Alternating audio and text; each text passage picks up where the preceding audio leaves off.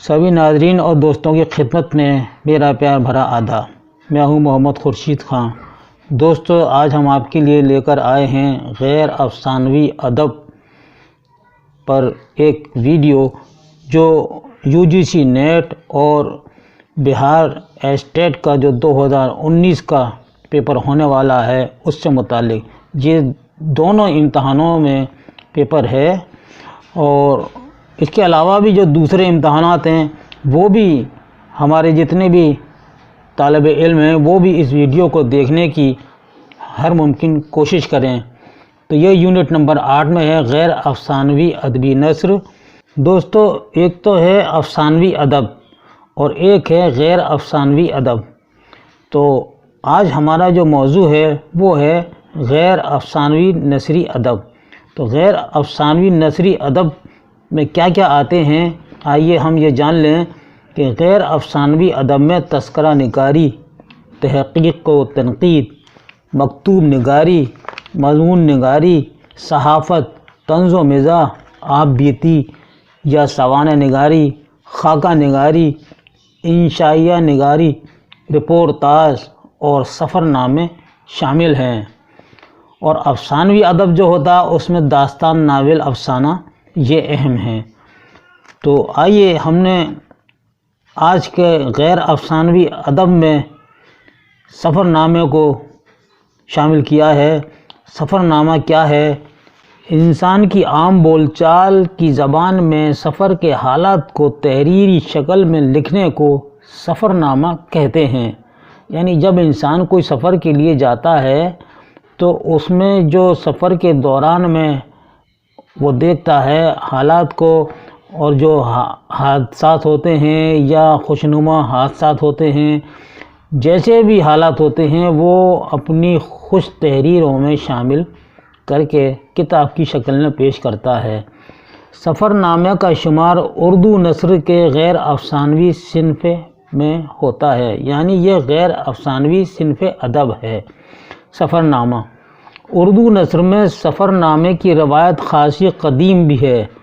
इंसान फितरी तौर पर पसंदीदा वाक़या को यकसानियत से अदब में पेश करता है।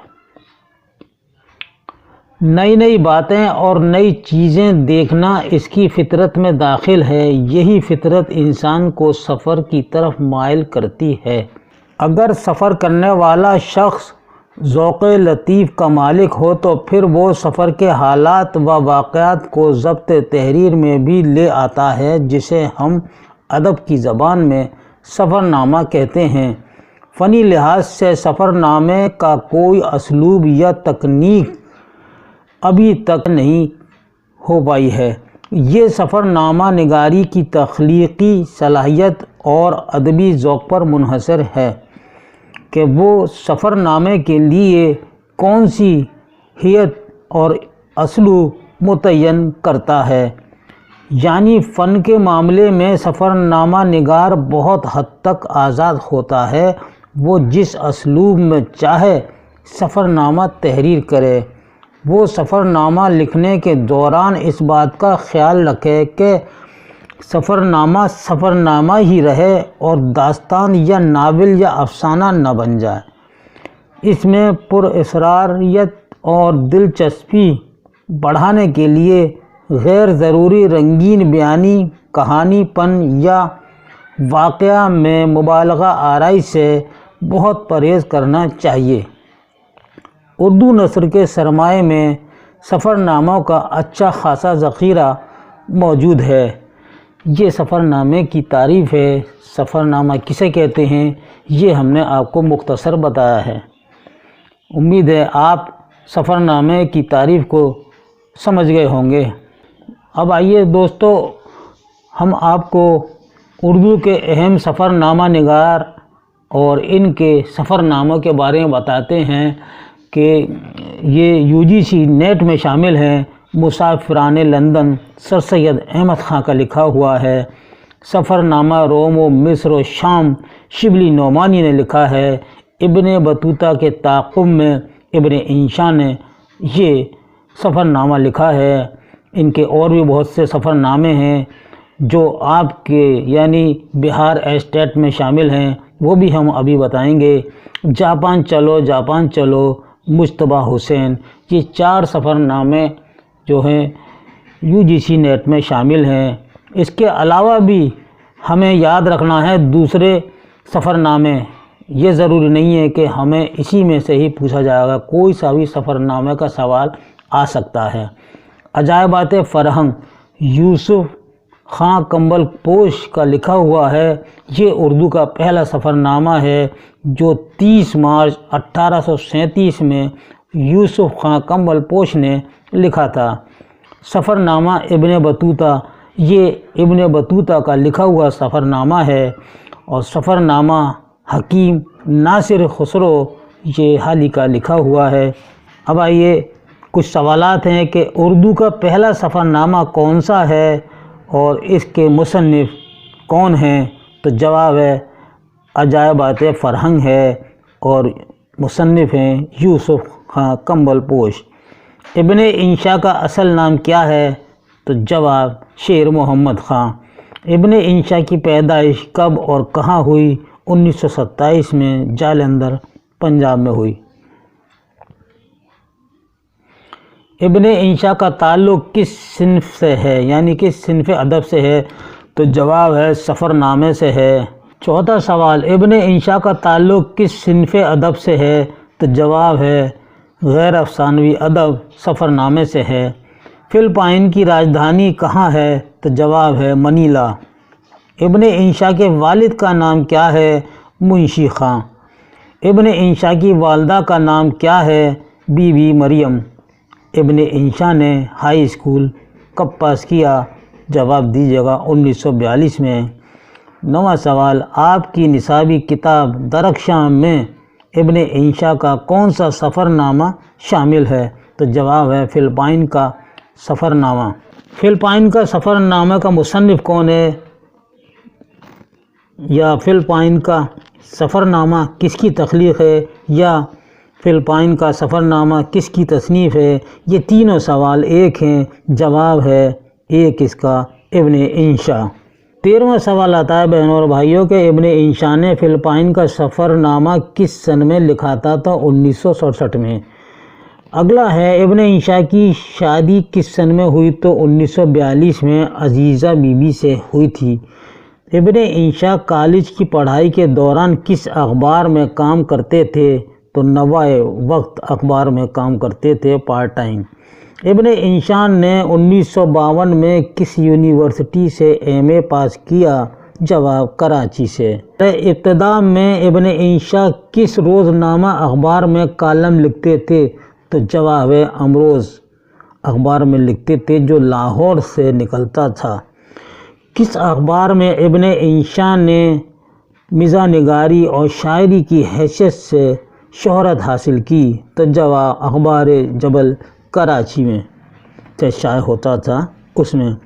ابن انشا کا وہ کون سا ادبی سفر نامہ ہے جس سے انہوں نے سفر نامہ نگاری کی حیثیت سے اپنی ایک مستقل شناخت بنا لی؟ تو جواب ہے ابن بطوطہ کے تعاقب میں۔ یہ اس میں نقطے رہ گئے ہیں کہ تعاقب میں۔ فلپائن کا سفر کے علاوہ ابن انشا کے مشہور سفر نامے کون سے ہیں؟ یعنی جو آپ کے نصاب میں شامل ہے فلپائن کا سفر، اس کے علاوہ کون کون سے ہیں جو ابن انشا نے لکھے ہیں سفر نامے؟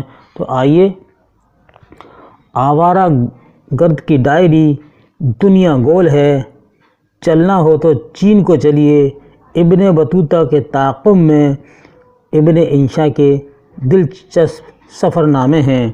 22واں سوال، قصہ ایک کنوارے کا یہ ایک مزاحیہ مضامین کا مجموعہ ہے، یہ مجموعہ کا مصنف کون ہے؟ تو جواب ہے ابن انشا۔ اردو کی آخری کتاب اور خمار گندم کس کے مزاحیہ مضامین کے مجموعے ہیں؟ تو ہمارا یہی جواب ہوگا کہ ابن انشا کے یہ مزاحیہ مضمون کے مجموعے ہیں۔ یاد رکھنا ہے ہمیں بھائیوں کہ کوئی سا بھی سوال ابن انشا پر آپ سے پوچھا جا سکتا ہے۔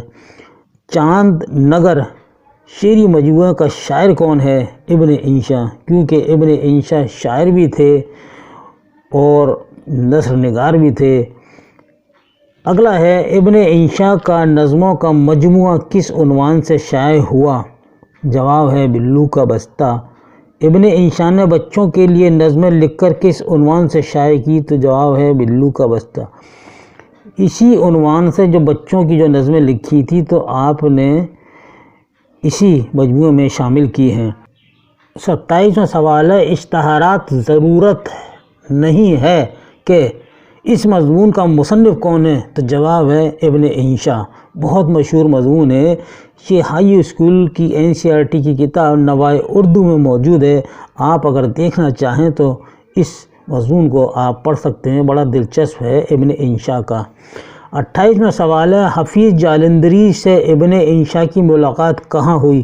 تو جواب دیجیے گا لاہور میں۔ ابن انشا کا انتقال کب ہوا؟ 2 جنوری 1978 کو لندن میں۔ یہ ہماری درخشاں کتاب جو تو اس میں 2 جنوری 1978 ہے، اور نوائے اردو NCERT کتاب جو تو اس میں 1979 کراچی میں دیا ہے۔ اب آپ دونوں کو دیکھ لیے گا، میں نے آپ کو دونوں بتا دی ہیں ان کے انتقال کی تاریخ۔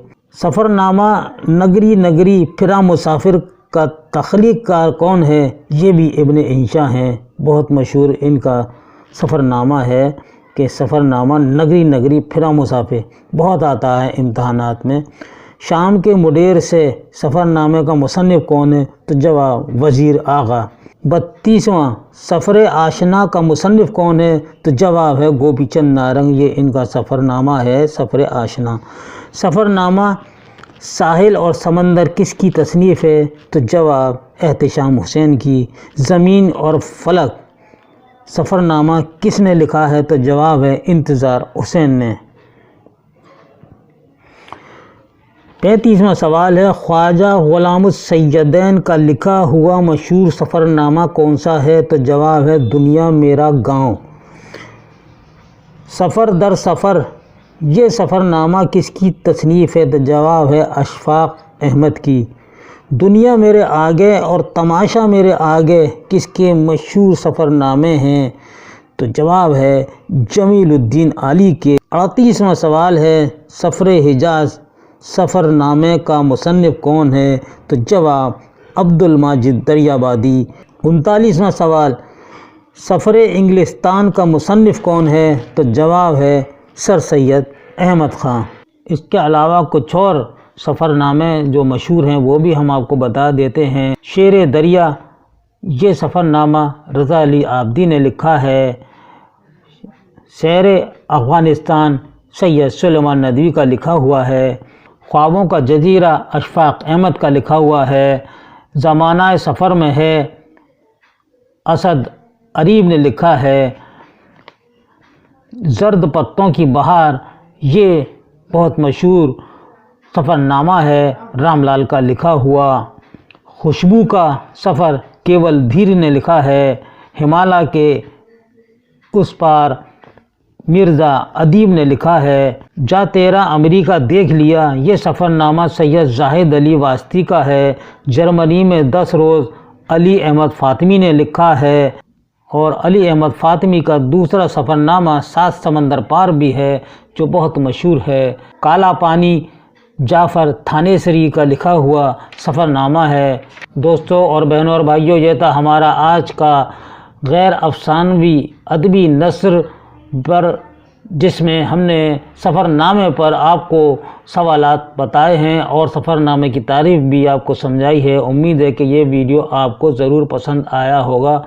اپنی پسند سے ہمیں ضرور مطلع فرمائیے گا، اور ہر ویڈیو کو لائک کیجیے گا، شیئر کیجیے گا، اور اگر آپ پہلی بار دیکھ رہے ہیں تو اس چینل کو سبسکرائب کرنے کی کوشش کیجیے گا، اور آگے بڑھانے کی بھی آپ کوشش کریں تاکہ جو اسٹوڈنٹ ہمارے باقی رہ گئے ہیں، ہمیں جب یہ بات پتہ چلتی ہے کہ ہم نے آج ہی دیکھا ہے آپ کا چینل بہت اچھا لگا، پسند آیا، تو ایسے لوگ جو ضرورت مند ہیں ان تک بھی یہ آپ کے ذریعے ہی ویڈیو پہنچ سکتی ہے۔ اس کے لیے میں آپ کا ہمیشہ شکر گزار رہوں گا۔ تب تک کے لیے مجھے اجازت دیجیے۔ اللہ حافظ۔